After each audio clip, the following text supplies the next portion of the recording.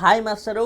ఇందాక ప్రోమోలో వచ్చిన కంటెంట్ ఆల్రెడీ మనకి లీక్స్ ద్వారా లైవ్లో కూడా రాకముందే వచ్చేసిన తర్వాత లైవ్లో అయిపోయింది. ఇప్పుడు ప్రోమో ఏంటో అయిపోయిన పెళ్ళికి డప్పులు వాయించినట్టుగా ఉంది ప్రోమోలు రివ్యూలు చెప్పుకుంటే. అందుకే నాకు చెప్పాలన్నా కూడా ఏం చెప్తాం దీని గురించి అన్నట్టుగా ఫీలింగ్ వస్తుంది, ఎందుకంటే లైవ్లో లాంగ్ బ్యాక్గా అయిపోయింది కాబట్టి. బట్ ఎనీవే ఇప్పుడు కొంచెం ఇంట్రెస్టింగ్ కంటెంట్ అనిపించి చెప్తానమాట. ఆల్రెడీ అవుట్డేటెడ్ అయిపోయినా కూడా బేసిక్గా ఏంటంటే ఇప్పుడు ఏదైతే ప్రోమోలు మనం చూపించారో రెడ్ ఎగ్ సంబంధించి, ఆ రెడ్ ఎగ్ సంబంధించి నిఖిల్ వాళ్ళు అది తీసుకున్నారు, నిఖిల్ టీం తీసుకున్నారు వాళ్ళ టీమ్మేట్స్ ప్రోత్సాహంతో.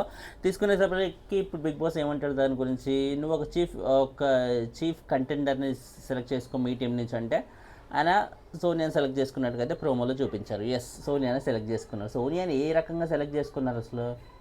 పృథ్వీ ఆ రేంజ్లో రచ్చరచ్చ చేశారు ఆయన టీంలో ఉన్న పృథ్వీ.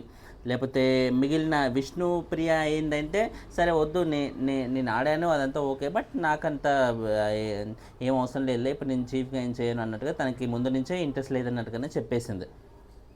అండ్ తర్వాత నైనిక ఆల్రెడీ చీఫ్గా చేసింది, సరే వద్దు అనుకున్నాడు అన్నట్టుగా అనుకోవచ్చు. పృథ్వీ అండ్ సీత వాళ్ళిద్దరి పర్ఫార్మెన్స్ పరంగా ఎలా వాళ్ళు మ్యాచ్ చేయలేకపోయారు? పృథ్వీ బీభత్సమైన ఆ రేంజ్లో ఫైర్ అయ్యాడు, మనుషుల మీదకి వెళ్ళి రౌడీజం చేశాడు. సరే పోనీ పృథ్వీని కూడా ఆ లెక్క ప్రకారంగా కూడా పక్కన పెట్టినా కూడా సీత అయితే ఖచ్చితంగా ఉంది కదా. సీతనా సోనియానా వీళ్ళిద్దరిని కంపేర్ చేసుకుంటే ఏ రకంగా చూసుకున్నా కూడా సీత ఈ టాస్క్ పరంగా ఎక్కువ న్యాయం చేసింది సోనియా కంటే అని ఖచ్చితంగా చెప్పొచ్చా లేదా? క్లియర్గా చెప్పేయచ్చు. అయినా కానీ నిఖిల్ వెళ్ళి సోనియానే పిక్ చేసుకోవడం వెనక రీజన్ ఏంటి? ఆమె ఏ రకంగా ఇంపాక్ట్ చేయగలిగింది? బేసిక్గా టాస్కులు ఆమె ముందు నుంచి చెప్పేది ఏంటి, సోనియా నేను టాస్కులు సరిగ్గా ఆడలేను, ఒక చీఫ్ లాగో లేకపోతే పక్క నుండి ఎల్రా అంటూ ఉసుగొల్పడానికో ఇలాంటి వాటికే పనికొస్తున్నావా? అలాంటివే చేయడానికి ఇష్టపడుతుంది కూడా.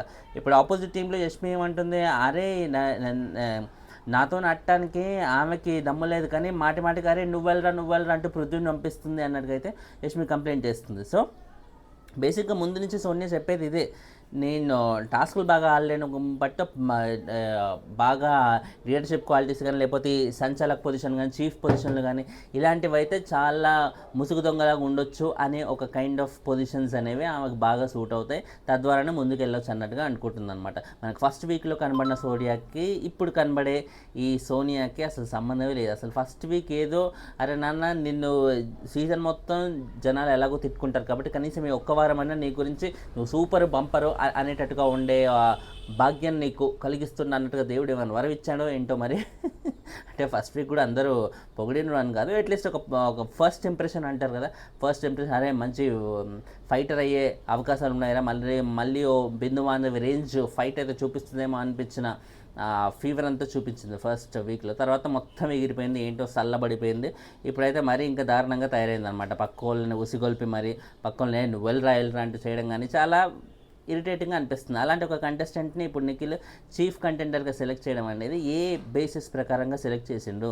ఆయన సోనియాతో ఉన్న బాండింగ్ వల్ల సెలెక్ట్ చేయడం కాదు కదా. చీఫ్ కంటెండర్గా ఎవరికి అర్హత ఉంది, నిజంగా టాస్క్ పరంగా ఎవరు అర్హత సాధించారో అంత ఎఫర్ట్స్ పెట్టారు, ఈ బేసిస్ మీద చూడాలి.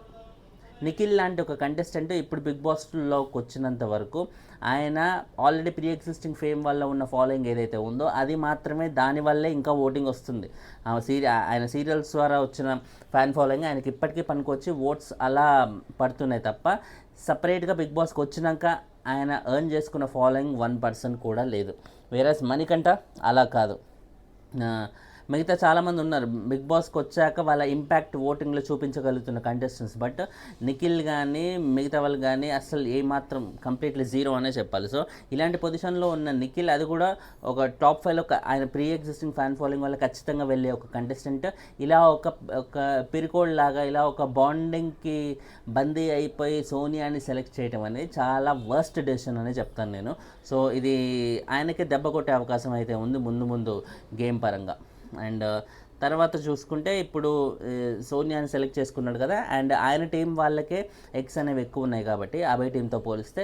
సో ఆయన టీంలోంచి ఇంకొక చీఫ్ కంటెండర్గా సెలెక్ట్ చేసుకోమంటే నిఖిల్ ఆబ్వియస్లీ ఆయన ఆల్రెడీ ఉన్నాడు కాబట్టి రన్నింగ్ చీఫ్గా మళ్ళీ ఆయనే కంటెండర్గా అయితే అలా సెలెక్ట్ అయిపోయాడు అనమాట. సో నిఖిల్ అండ్ సోనియా వీళ్ళు ఇద్దరు ఇప్పుడు ఆల్రెడీ ఉన్న నిఖిల్ క్లాన్ నుంచి మళ్ళీ చీఫ్ కంటెండర్స్గా పోటీ పడుతున్నారు. నిఖిల్ ఈసారి గెలిస్తే ఇప్పుడు 3 వారాలు అయిపోయినాయి, నెక్స్ట్ కమింగ్ ఫోర్త్ వీక్ కూడా ఆయన చీఫ్గా కంటిన్యూ అవుతాడు. బంపర్ ఆఫర్ అని చెప్పాలి.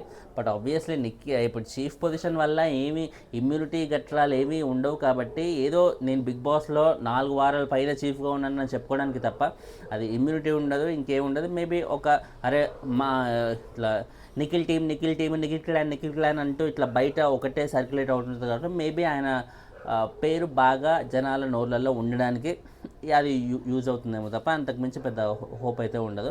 బట్ ఎనీవే ఎవరికైతే మనం ఓటేస్తామో మా కంటెస్టెంట్ చీఫ్ రా ఇప్పుడు అని చెప్పుకోవడానికన్నా వాళ్ళకు కూడా గర్వంగా ఉంటుంది కదా, దానికి మాత్రమే యూజ్ అవుతుందని మనం అనుకోవాలన్నమాట. సో ప్రస్తుతానికి నిఖిల్ అండ్ సోనియా వీళ్ళ టీం నుంచి వస్తుంటే ఆపోజిట్ టీంలో అభయ్ టీంలో వాళ్ళకి ఎక్స్ అనేవి తక్కువ ఉన్నాయి కాబట్టి అభయ్ని డిస్క్వాలిఫై చేసేసారు అనమాట.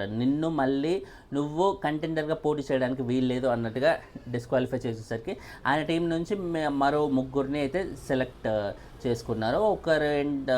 ఒకరు ఎవరు రెడ్ చీఫ్ 1 సెకండ్ రెడ్ వాళ్ళ టీం నుంచి మరో 3 సెలెక్ట్ చేసుకున్నారు.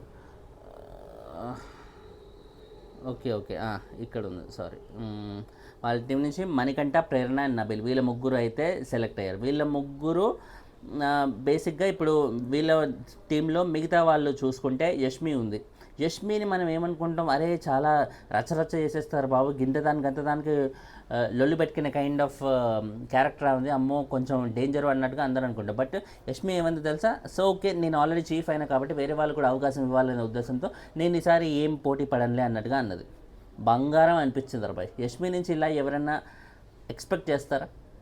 సో బిగ్ బాస్లో చీఫ్ అయ్యారా ఇంకొకరు అయ్యారా కాదు, ఆడియన్స్ మనసుని ఎంత దోచుకుంటున్నాం, దాని ద్వారా ఓట్లు పడితే హౌస్లో మనం ఎంతకాలం ఉన్నాం ఇది పాయింట్అవుట్ అవుతుంది. సో యష్మి మీద నెగిటివిటీ ఉన్న మాట అయితే వాస్తవమేమో స్టార్టింగ్ నుంచి, బట్ ఇప్పుడు తను తీసుకునే డెసిషన్ ఏదైతే ఉందో చాలా బాగుంది. నేను ఆల్రెడీ చేశాను కదా, మిగతా వాళ్ళకు కూడా ఛాన్స్ ఇద్దాం, సో ఓకే నో ప్రాబ్లం, నేనేమి పోటీ పడనులే అన్నట్టుగా ఆమె తప్పుకోవడం. ప్లస్ ఆదిత్య గారు కూడా అసలు బంగారం అని చెప్పాలి, ఆయన ముందు నుంచే బంగారం లేండి.